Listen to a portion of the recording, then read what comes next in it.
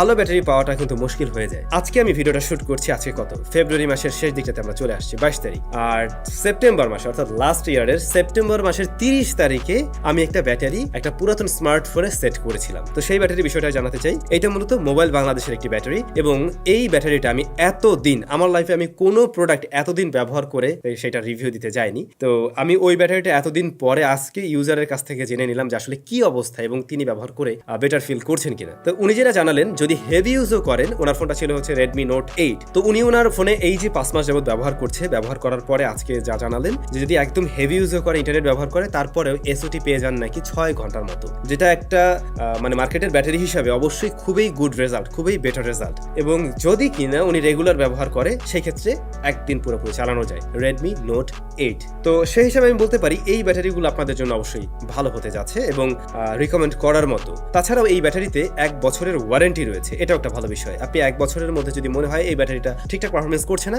আপনি অবশ্যই পরিবর্তন করে নিতে পারবেন। অর্থাৎ রিপ্লেসমেন্ট গ্যারান্টি, মূলত ব্যাটারির ক্ষেত্রে তো আর ওয়ারেন্টি হয় না, এটা হয় রিপ্লেসমেন্ট গ্যারান্টি। তবে তারা কিন্তু আপনাকে যখন কিনা কিনবেন 7 ডেজের মানি ব্যাক গ্যারান্টি দিচ্ছে। আপনি যদি দেখেন যে পারফরমেন্স ততটা ভালো না, সেই ক্ষেত্রে আপনি 1 সপ্তাহের মধ্যে টাকাটা ফেরত নিতে পারলেন।